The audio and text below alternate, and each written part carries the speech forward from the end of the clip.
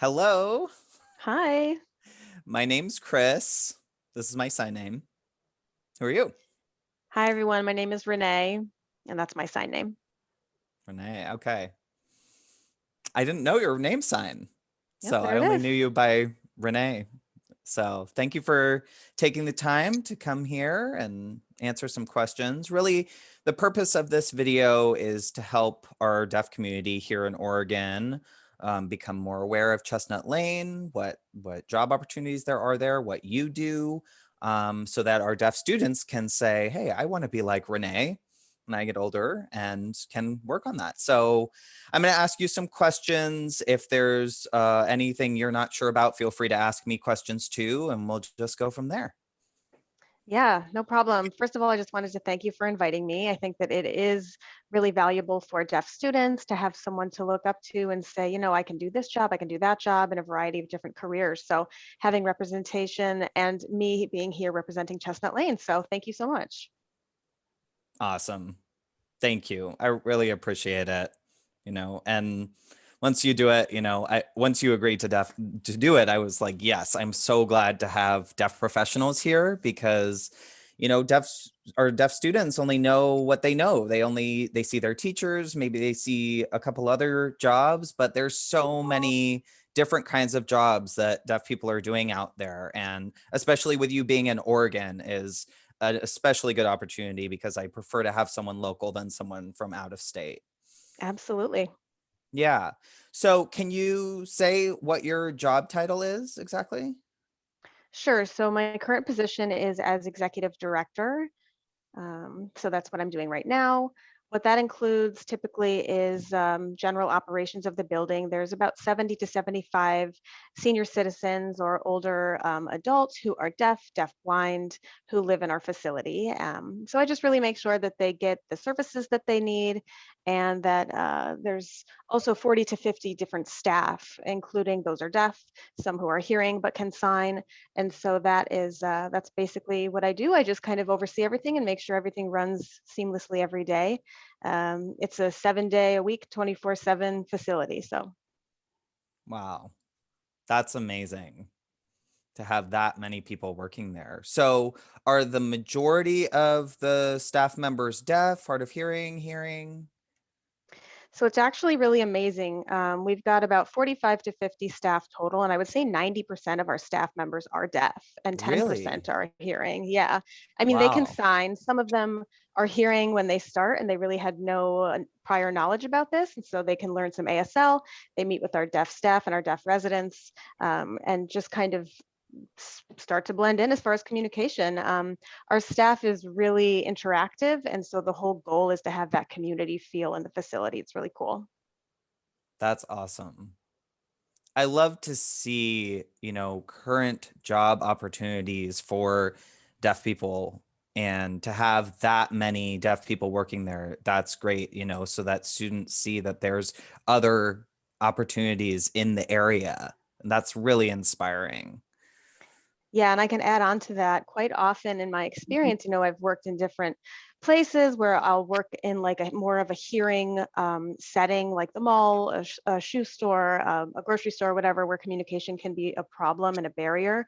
But when I became executive director here, I always really encourage the deaf staff to get used to interacting with the hearing staff here. Even Mhm. though it's not the same type of a culture. It's not the same way that you'll communicate out there in the hearing world, but it's an opportunity for the deaf staff to learn how to overcome those communication barriers and have that equivalence in the working Yeah. world and how to do it. So that was something for me to kind of take on as well, to encourage the deaf staff and the hearing staff to learn from one another.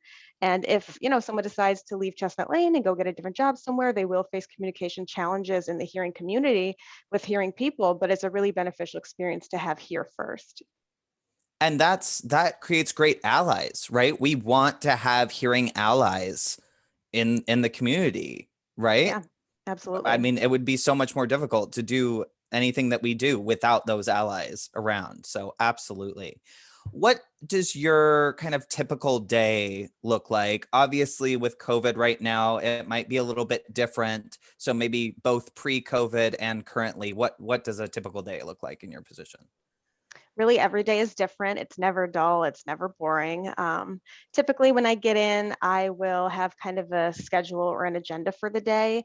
I might have a meeting with family or with residents, or even a staff meeting where we get together and kind of discuss whatever we're going to do, how we're going to address certain situations. I make phone calls, talk with my supervisor who's above me in order to get some financial information, discuss budget. Really, I'm mostly involved with the residents and senior citizens who live here, who I call residents. I make sure that they are happy and are getting their needs met and that everyone is good.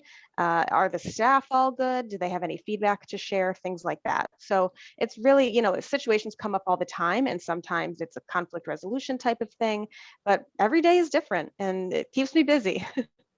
Definitely keeps me on my toes and always ready for something new. I love seeing the challenges. Awesome. And have things changed quite a bit since COVID, or not that much? Oh, I yes, imagine. Yeah. big time. Yeah, before COVID, we were allowing residents to get together in the dining room, socialize there, do different activities where they're all in the same space, go out for food shopping or going to restaurants, going to different waterfalls, kind of like day trip types of things. But then COVID hit and that really derailed everything. Uh, People had to eat. I mean, the dining room was closed, so everyone had to stay in their rooms to eat. Oh, So imagine that the staff had to wow. bring a meal to each of our residents 3 times a day. Um, Wow. couldn't have group activities anymore. We had to socially distance because the limited number of people. We couldn't go out to grocery stores or anything. We Right. couldn't do day trips because the staff they had to then collect shopping lists from each person and go gather all those items. So it was a huge burden, a lot of work on the staff. Of course, we had to wear masks, which is harder for the seniors. They were like, "No, I'm going to take it off. I need to see your face." And Yeah. it was a definite adjustment period. It was very long, several months, but I think that everyone now is used to it, is kind of just accepted it and is moving forward. Now, as COVID is getting a little bit better and things are slowly opening, people are just kind of ready to go back to how it was before, and we're trying to discourage that right away. So it's keeping our staff really busy. Everyone kind of wants to go back to how things were before COVID, but it definitely changed our approach, how we provide care, how we meet the residents' needs, because everyone has to stay isolated and it's not easy. But now that things are slowly, I know slow, but things are going back to the way that they were. I'm not going to say that it's normal. I could call it the new normal, but it is really nice to, I think having even experienced those challenges has taught us things. And I have to applaud the deaf staff. They've gone through so much of a learning experience. And I'm so impressed with how they've stayed together, one unit, to really get through this. It's been really amazing. It was a good experience, I could say. Wow. That's amazing. Yeah, we really, our deaf culture is so interactive, so much about facial expression and, you know, interacting in person with people, and having the masks on really creates a barrier. And I think it feels like some to a punishment, but it's like, no, we're just trying to protect our community from this virus, right? But it is quite a struggle. I am still struggling today with everyone wearing masks, and I have to remind myself, like, this is temporary. This is temporary. This is Hmm. temporary. I've been saying that to Hmm. myself for a year. I just keep repeating that to myself, that it's temporary. And it's just interesting sometimes to watch a movie and see people interacting in person, and just mentally it kind of throws me, because now we're living in this masked world, and it's a weird kind of vibe. And you know I feel like in the future we're going to be telling our grandchildren about what it was like to live during this COVID era. Yeah, and especially here, an extra challenge is that because we're working just with seniors, age 65 typically and up, they're much higher risk of getting COVID. So, Hmm. assisted living facilities, Right. nursing homes, even hearing ones, we've seen really bad outbreaks in those facilities since COVID. So it was really scary. We're the only community in Oregon like this, and really in the entire United States. There are some that are similar to us, but not specifically like this. It'll be like independent independent living or at-home nursing, but assisted living is a little bit of a different level. So when I break it down, we have independent living, and then there's assisted living is the next step up. So we help them with what they need, like food. Some of them need help with medication. And so just then that's before someone transitions to a higher level of care, which is a nursing home where they need full assistance. But we're kind of that in between type of a facility for a senior. So this is the only facility like that for the deaf community. So I can't imagine if we had an outbreak here at Chestnut Lane, where would they go? I can't even imagine. And we were really fighting hard to follow the rules, and all of the staff was really, really proactive in making sure that the deaf and deafblind senior residents who live here stay healthy and don't contract COVID. And it was really, really amazing. Yeah, I know, you know, for deaf-blind people, especially who need that tactile interaction and all the cautions that have to be put in place around that. I just really applaud your team and everything that they're trying to do every day, being person-centered and, you know, trying to keep everyone healthy. I Hmm. really applaud everything that you're doing with that because it seems really difficult. Now, what do you like about your job? I mean, it's the deaf community. I love working with deaf people, being able to communicate with them. Before I had a few different types of work experience, and I realized I really loved helping people, but never really had that true, authentic connection. So when I decided to apply for this position, I was like, it's with the deaf community. I'm going to apply for it. And I just realized it just drew me right in. I love it here. Um, yeah, the deaf community, just deaf culture and signing. And I love my job. Yeah, that's important to love your job.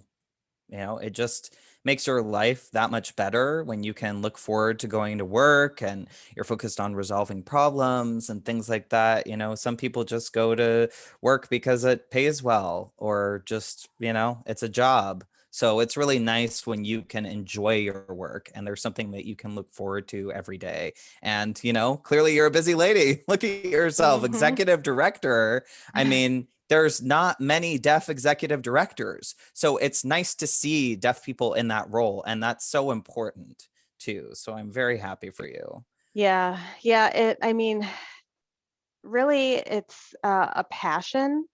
It's someone who has these passions and has these goals. If you have that in mind, you're going to get what you want. And if you doubt yourself at all, it's not going to happen.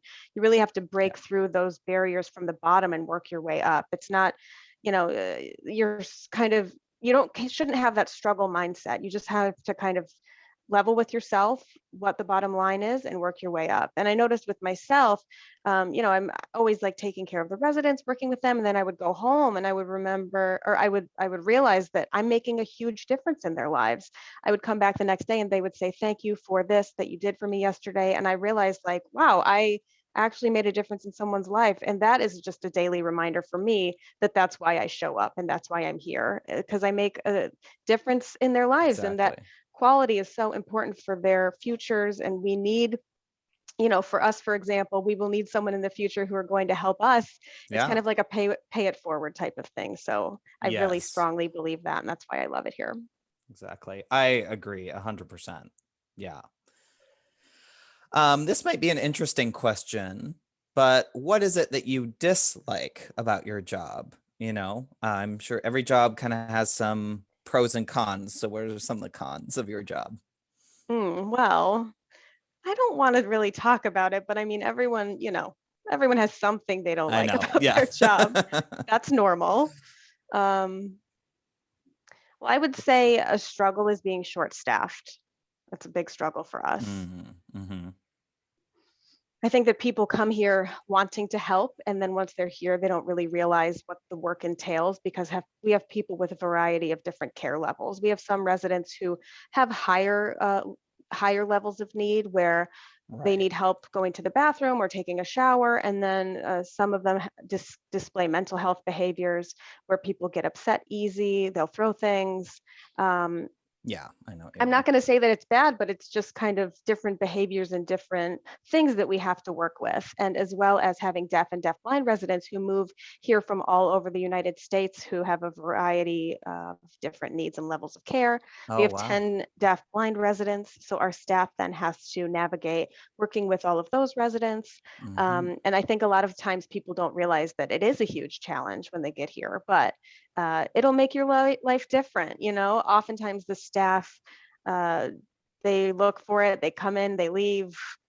There's some turnover. So that is one of the struggles that we've had. I'm like, why, I just feel like people should be able to find their passion to help people. So that's the one thing that has been a challenge. Yeah, absolutely. That makes sense. That makes a lot of sense. Yeah. Uh, And I'm sure, this happens everywhere now. We're not the right. only ones. Mhm. Yeah, I can guarantee you every job has its cons, right? If there's nothing, then something's wrong. Right? Every job has something that's not ideal about it. Yeah. Um, so as an executive director, does that position require a college degree? What kind of education is required for that position? Really, no, it doesn't require any specific college degree. You have to have minimum of a high school diploma or experience in a position which is similar. So, working in an office as a manager, managing staff schedules, finances, kind of things like that, which I had 2 years worth of experience. And if someone does have 2 years worth of experience in that, they can qualify for the position. Awesome.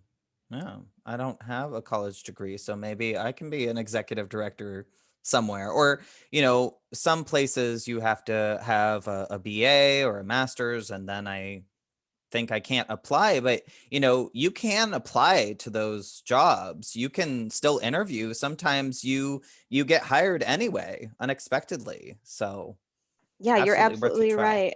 I didn't get a college degree. It didn't really work out for me. And so then I kind of transitioned over to here and kept moving up. And I didn't realize that I was able to actually achieve that. But it's really, if your passion leads you and it's something that you're really working towards and driven towards, you will work towards it. That really happened to me. And I was wondering even myself when I applied, I thought I don't have a college degree, but I was told, but you have experience. You have a high school diploma, you have experience, and that's what qualifies you. So it is really interesting because back in my time, I kept thinking, like, oh, I have to have a degree, I have to have this. It felt hopeless, but I'm telling you, don't be hopeless. You guys can do it, period. Yeah. Really, passion is the key. If you Absolutely. have passion and you do a good job, then you can be successful. I love my job, and I just had the passion and the motivation to keep going, and that's what really made the difference for me. So, everybody has a passion about something, and that passion will help you be successful in your job. Absolutely. So what is your work schedule like? Is it similar to how it was before COVID, or does it look different now? Is it 8 to 5? I know maybe it feels like it's 24 hours because you're executive director, but I guess when you can control your schedule, what does it look like? Yeah, pre and post COVID, it's really the same type of schedule, helping out staff a lot of the time. So it's 8 to 5 business hours, Monday through Friday. But when if a staff person calls off or something like that, I'm the one who has to take that call. So it kind of is Sure. 24 hours sometimes. Sure. Wow. I'm sure an executive director always has that added stress of like, okay, I'm supposed to be here 8 to 5, but this staff member needs some help or has a question. And I Oh, yeah. imagine that like since COVID, that's been really difficult too, to find the staff and get everyone get those positions covered, right? I Mhm. imagine a lot of pressure. Right? So I Yeah. tip my hat to you. Yeah. And we required COVID testing as well weekly. So I had to tell people, Wow. time to get tested. And that started last summer, 2020, started with COVID testing, and that was weekly until the vaccine. And then all of our staff got vaccinated and it went way, way down. So now the staff, if they don't feel good, they call in, they say, it's not COVID, I can still come. No, I'm just kidding. If they're not feeling well, they don't come in. They can't use COVID as an excuse, being COVID positive, because we all know they're vaccinated. It's true. Yeah. Yeah. No excuse anymore. I know with COVID, it just it's so affected people's quality of life. You can't go to the movies, you can't go out and do things, and then you just feel like all you can do is stay home, and that has caused depression in people. It's just really affected people mentally and physically, and it feels like you can't do anything. So it's been a really interesting experience for everyone, and you've been on the front lines since day one. So I just, you know, As a you frontline can't. worker, it's like, if I get COVID, I get it. If I don't, I don't. Right. Mhm. And you can't just pause, right? Your clients need you. You need to support your staff. You just have to keep going. Yeah, that's exactly it. Yeah. So this is maybe a little bit of a silly question, but how do you communicate with your boss? Do you use an interpreter, or, if you have a hearing staff member who isn't very fluent in ASL, how do you communicate with them on a daily basis? Yeah, that's a really good question. All of my supervisors are hearing. I'm the only deaf executive director. So we have a staff interpreter who I work with for meetings if I need to talk to my supervisor. For any hearing staff here, like I said, we have a staff interpreter who's available. And if it's something that we need to talk about in depth, we'll do that. If it's something like, hey, how are you? I'll just kind of gesture. I try to teach people signs kind of in those moments if the staff interpreter is not available. But we can also have an interpreter through VRS if needed. So it's really no big deal. And how many staff interpreters do you have? Two? Two. Hmm. Two. Okay. And do they work 8 to 5? That's Yep. what I'd imagine. Uh-huh. Hmm. Nice. Now the staff interpreters help, and it's not just for me, but they help with nursing who comes in, LPNs, nurse, licensed practitioner, Right. and they're learning a little bit of sign, but it's really important that they communicate with the residents clearly for skin issues, medication, et cetera. We have an Mhm. interpreter there to make sure that things are really clearly communicated, and they really do anything within the facility. So same with home health. If home health comes from outside, sometimes we need an interpreter for them too. So it's just important to have the staff interpreters here and ready. Awesome. It's nice to have two interpreters ready to go and not have to like coordinate and all of that. So you can just call the interpreter over, make sure that communication's clear, everyone's happy, everything's worked out. That's really nice. That's right. Anyway, how did you apply to your job as executive director? Was that an online application process, or did you fill out a paper application? What? So I actually didn't apply. I got here through a promotion. I was a business office manager. So the previous executive director was hearing, and he taught me just a few things about his job duties. And I just kind of took on a helper role with them, just different things in the team wherever they needed help or support. When he said that he was leaving, I was like, oh, well, who's the next executive director? And they said, well, I was planning to ask you, which kind of threw me off a little bit. I was like, I did not see that Wow. coming. Yeah, that's what happened. I was not ready. I did not feel ready at the time. I was really enjoying where I was in the business office as manager there. I was liking the work I was doing, but he was like, you know what, you can do it. We need to see a deaf person leading this facility. We need a deaf person in that role. And I was like, and he said to me that you are a good fit for this. So I said, okay. I went ahead and took the opportunity as executive director, and I've been doing that for 4 years. So Wow. yeah, like I said, it's if you have a goal in mind, something that you want to achieve, sometimes you have to work through the ranks and show your Mhm. passion in order to get there and just do the right thing to achieve it. And your work ethic is so important, having that in mind and being honest and authentic, showing, who you are as a person to others. And, for those who are not sure how to apply, I always suggest starting with care Caregiver. caregiver, Mhm. just that type of a position where you can learn how to help people. And then working your way up from there, just because then that person is someone who knows how to run the building and is able Work to your way support up. the Mhm. staff as well, instead of like bringing someone from the outside who doesn't have any history with the facility or might have a little bit of difficulty adjusting. So it's always best to go from within. And in my experience as a previous caregiver for a group home, or for just taking care of a family member, it is beneficial, but it's different than being in administration, working in the office. So it's a range of different experiences. So to help the audience understand this better, could you explain some of the different roles that you have at Chestnut Lane? So you mentioned caregiver, nurse, business administration. Can you give us a full picture of what all the different roles are so that people can think about what positions they might like? Because, through this interview, they're learning about the executive director position, but that might not be what they want to do. So what else is there? Sure. So we have caregiver as one position.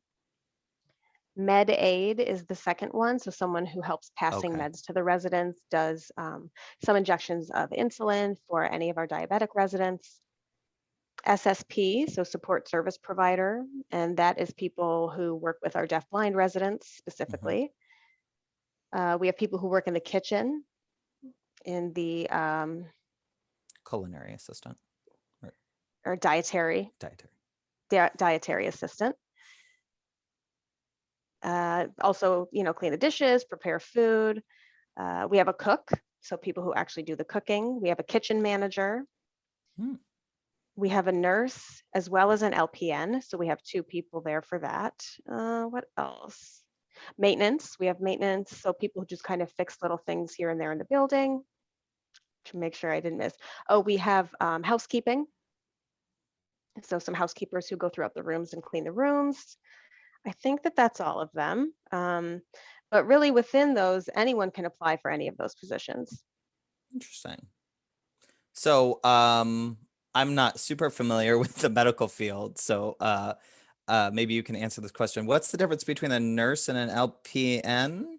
It seems like they're not the same, so I'm curious what the difference is there.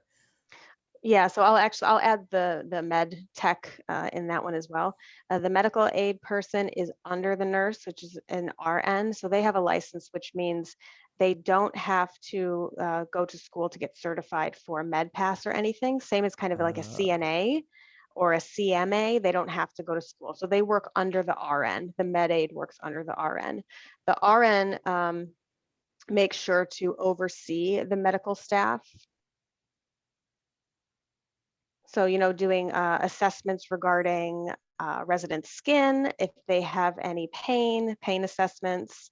Um, and those are required by the state. And those are the things that a nurse can do. And then an LPN is a licensed practical nurse, which means, so we have RN, and then next under that is LPN, different certification levels. So an LPN is someone who supports the RN's work. So they do some of the things that they can do independently. So they can help people self-medicate, they can help people ambulate, they can do an ambulation assessment. And so that's what the LPN can do, some work independently. But working under the state of Oregon, we have to have those registered as an assisted living facility. And so there's certain requirements that we have to have people in those positions in our building.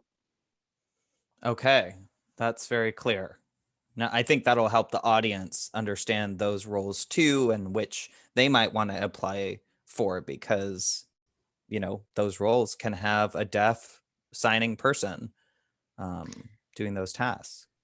Yeah, and I applied actually 11 years ago. So I interviewed, I was offered a med tech position, and I was like, I don't have experience, giving injections, passing meds. They're like, that's okay. You're going to be working under our LPN, and we'll teach you. And so it's like, if there's any deaf folks out there who want to apply or want to be a nurse in the future, it's an Nice. invaluable experience to do that first. You don't have to worry about how you're going to pay Right. for school or anything, because you're getting that education on the job. So it's really nice. That's a great learning opportunity. Yep. That is fantastic, and then everyone's signing there, or you have an interpreter, and you can follow everything and ask questions, and also a lot of times you have a deaf person there, right? And then you have that direct communication rather than having it through an interpreter, because sometimes there's some embarrassment or fears around asking a stupid question if you're working with a hearing person, right? But here in this setting, you can have that direct interaction with another deaf person. Yeah, this is actually a great position for deaf youth out there because it's a great opportunity for them to kind of test it out and see if it's a good fit for them. It could also lead people to where they want to go in the future because some people, if they want to become a nurse, I think a lot of people don't think that there are deaf RNs in hospitals or Yet. yeah, but like right now, yeah, I think a lot of people aren't seeing it yet. But this is one of the best places that you can start if you really have a goal of doing that in the future and learning your way through. It's an invaluable place to have that experience and just get an opportunity to taste the job a little bit. That's awesome. Now I'm looking forward to seeing some of the young people get interested in doing those kinds of jobs, and also, as their first job, being able to be in an environment where they can communicate, and they might find something that they fall into and really love, or it might help them figure out what they do really want to do. So it sounds like Chestnut Lane is a great place for deaf people to start their Hmm. careers. Really great opportunity. So my understanding is that someone 65 and up can live there, right? But what other qualifications are required, and what does that process look like as far as applying to move into a facility? Is it just like, we're retired, let's move there, or is there a whole process? And especially, let's take COVID out of the picture for now. What does it normally look like? Yeah, there's a few different options. We do have some people who are younger, around in their 50s, because they have higher levels of care that are required. So typically, we will accept people depending on their level of care, the medications that they take, how complex that is. We also have to look at how many staff we have at the time and how many residents we have as well who have higher care needs. If it's someone who's a Mhm. two-person transfer, we have five residents rather right now who are two-person transfer. So we have to make sure that we have enough staff at any given time to meet their needs. So if a person wants to move here, and they have a two-person assist need, we have to put them on a waiting list if we don't have enough staff. Got it. Okay, so it depends on their particular situation. Yeah, exactly. So the application, it's more of just like you call. It's kind of like signing up for an apartment or a house or a lease. It's a little bit different, but it's kind of similar. Hold on oh, sorry, I was freezing a little bit. Can you see me clearly? Yeah, you're good. Okay. I thought I was getting a little blurry. The only difference is that you have to have a doctor's order that is then reviewed by the facility, and you get an assessment before you move here. So we look at your ambulation level, if you can walk, how much help you need, and then we can get ourselves prepared and then get a move date from the potential resident, kind of debrief all of the staff on it and let them know, if you're going to be a one person transfer, they need help with the shower, they need help walking, et cetera, that kind of thing, so that we can just prepare all of our staff and then they're accepted.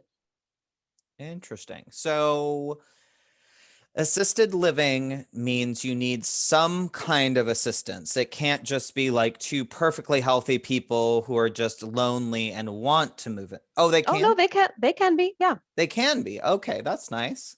Yeah, so I'll explain. It's a little bit different here. Our facility is under state services, and it's for those who are low income and I for those see. who need help. So, I see. people who move here, if loneliness is an issue, if they're deaf and isolated, it's we have senior citizens all over the place, and if their community is getting smaller and smaller because people are passing away, for example, they can move in here and just have community.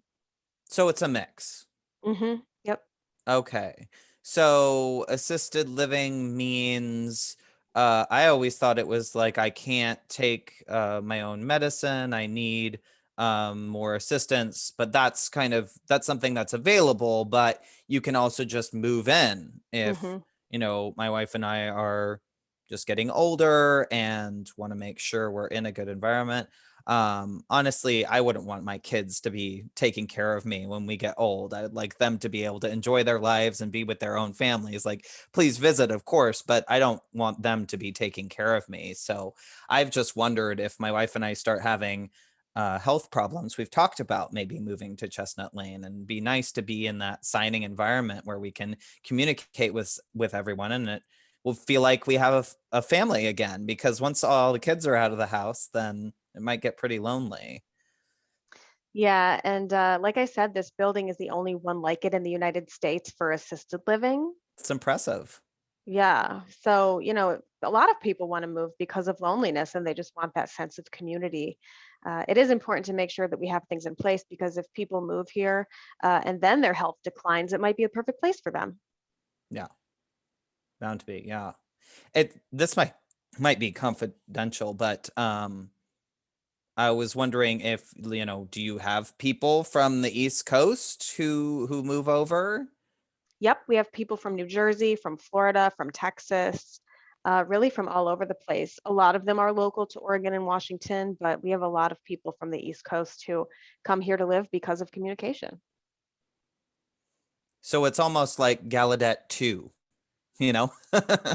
Everyone goes to Gallaudet, and then which is on the East Coast, and then on the West Coast we have Chestnut Lane as a place where deaf people can all come together. I went to Gallaudet for a couple years, and I'm sure it's not the same, right? Because at Gallaudet it's younger people, right? And Chestnut Lane is an older population, but I imagine that, being able to sit around and play cards and share stories. I'm sure there's a lot of seniors who are talking about things that happened 40 years ago, whereas at Gallaudet Oh, it's a yeah. much younger group, but similar Yeah. concept. Kind of funny story. So, someone came here to tour one time, and we brought them in to take a tour to see if they wanted to live here. And there were some people in the dining room eating at the time, and the person came and they were like, "Okay, so there's deaf people here, communication, da da da." And they spotted someone who went to the same school as them, and they were like, "Oh my god, I haven't seen them for 70 or 80 years." And then Wow. that was the coolest thing to see unfold because they're going Yeah. back and forth like, "Oh my god, oh my god." So they both just kind of had that light up inside of them. It's like, "I didn't know you lived Yeah. here." And it's there's the greatest stories come out of here. There's a lot of stories, but that was Oh one of the yeah. best ones. The deaf community is small.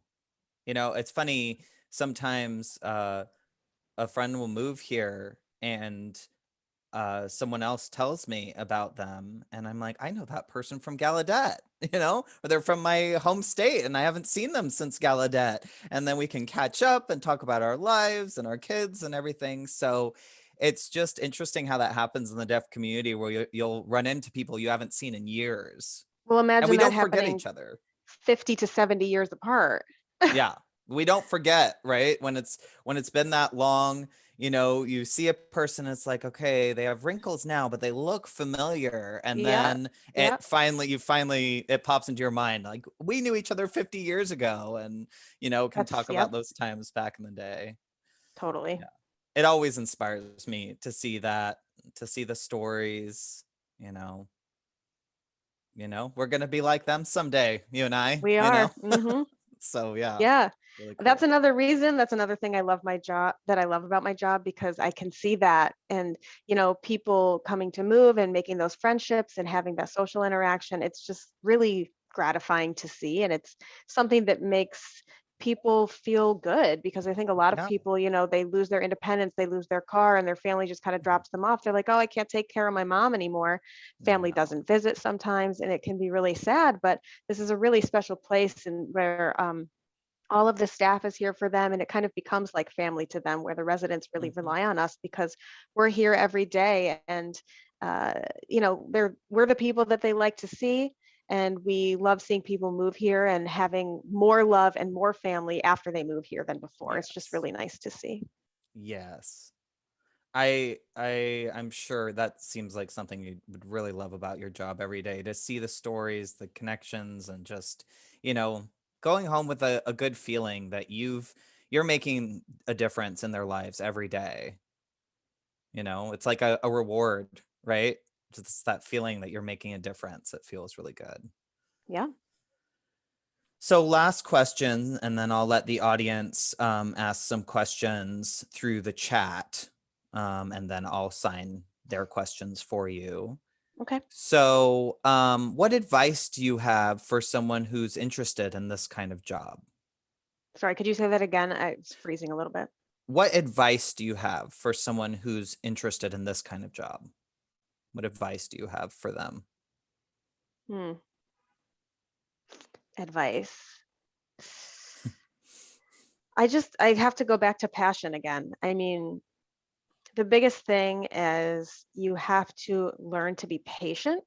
You know, Mm, you can't get what you want right away. It's like, I want this, and that means you kind of have to go through all the steps to get there. You right. will struggle, you will have challenges, you'll have bad days and good days. Mm-hmm.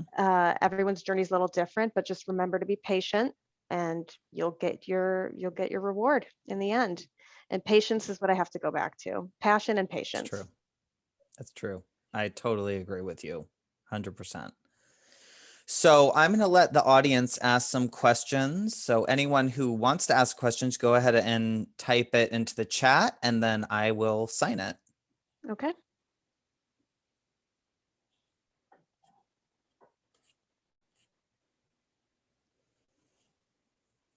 I'll give people a few minutes to process and mull things over, you know, the interpreters a moment to breathe.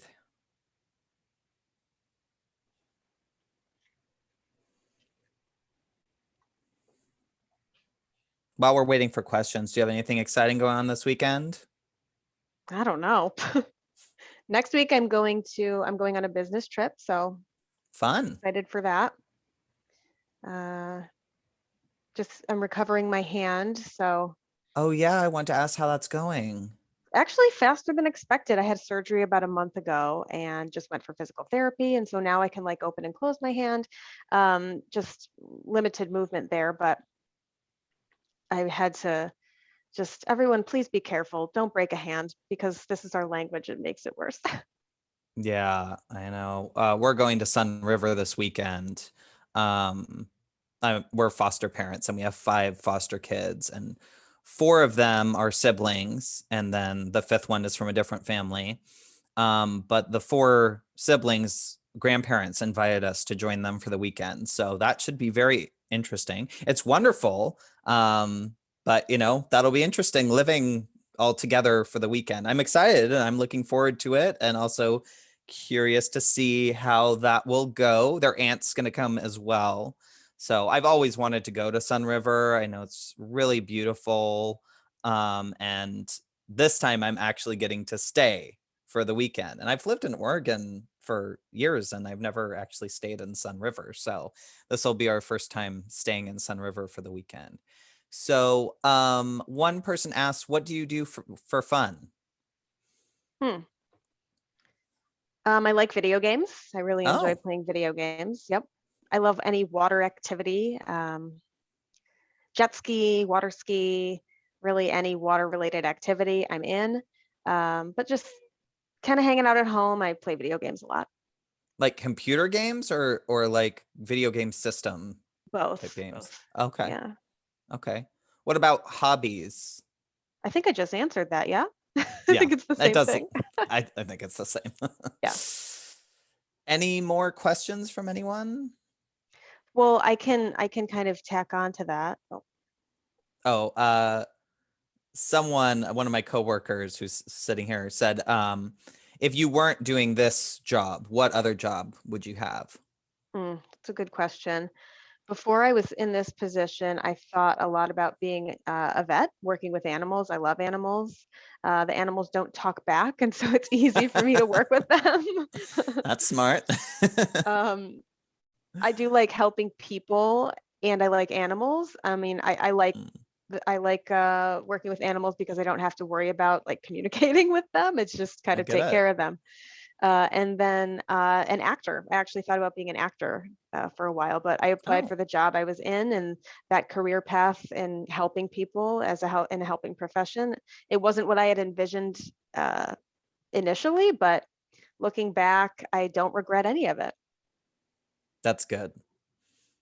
Another person asked, do you find it hard to balance work life and personal life? Oh, yes, absolutely. Yeah, amen. Yeah, I've invested so much of myself in here because of the responsibilities that I have. And Avamere is the parent company, which is over Chestnut Lane, and there's 10 different communities, including our building. We have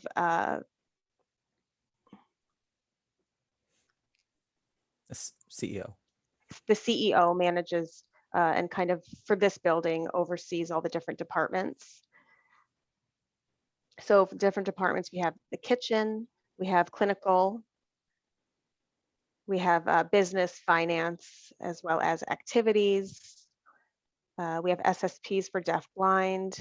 And so it keeps us really busy. So even when I'm at home, I'm getting contacted by people. The first year, 2 years was really hard, but now in my third and fourth, I learned how to balance and set boundaries and realizing I need to tell people that I need this time for myself. And they are starting to respect that. Mhm. But if an emergency occurs, it's what am I going to do? Got to drop everything and attend to it. It's hard to set boundaries, especially when you love your job and you want to keep going, but at the same time, you need to have a life, right? If you have a partner, family, friends. So, Renee, I'm sure there are people who are saying, Renee, you work all the time and I never see you, right? I struggle with that myself personally because, like I said, I have 9 children. I've got 4 plus Cannot another imagine. 5 foster kids. So, yeah, it's it's a lot of work, and I do really struggle with the balance because I love my job and I love my family. And I grew up in a home with mental health issues. My mother had a lot of mental health issues, so I was constantly being the helper. And, you know, there's a part of me that, realizes I really need to make sure I'm putting enough focus on my family and having that balance. And it's hard when you have the passion for what you do. Yeah, I don't have kids. I have animals, I have pets, but my husband will be like, "Can you please put your phone down?" And so, I'm always like, "But what if a fire happens? I have to have my eyes on it." I So, know. I know. It's hard. Well, and it's like, sometimes we have to remind ourselves it's okay, let go, just keep going. I always feel guilty when I take a vacation. There's this guilt the whole time, and then I also feel annoyed with myself for feeling guilty. Like I shouldn't feel guilty about this, but there's part of me that just feels like, oh, I should have or I could have done all these things. And we went to Mexico for my 15th wedding anniversary, and the whole time I just had this feeling of like, oh, I should be doing these things. And I tried to really focus on the trip. mm, And we actually went to Hawaii right before COVID hit. We flew in right as things were shutting down, and I did actually get to enjoy that trip for once. Like I wasn't thinking about work the whole time. I had 12 days with my family. We had a great time, and then I came back to work, and I had missed working, but it really was restorative. It was like, a shot of adrenaline into me to be able to get that energy back into my work. So sometimes we really need to take that space to let go for a little while. well, if you have a team to help you, like you really, because we have a team here, so you really have to trust those on your team that when you get back home, it's like I expect that all these things will be done. And I remember when I would leave the first couple of days, I would be kind of nervous and then settle, but then getting back, it was always a relief because the team would take care of me when I was gone. That's true. Yeah, that makes a difference. Well, it doesn't look like we have any other questions. Okay. Any final questions from anyone? No, I'll just give you another minute.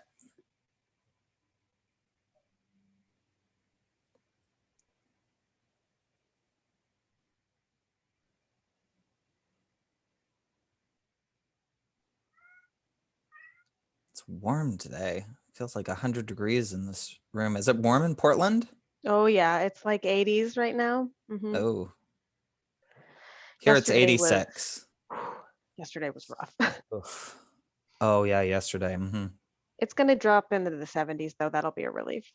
I'm looking forward to it. I don't do well with the heat Yeah, at same. all.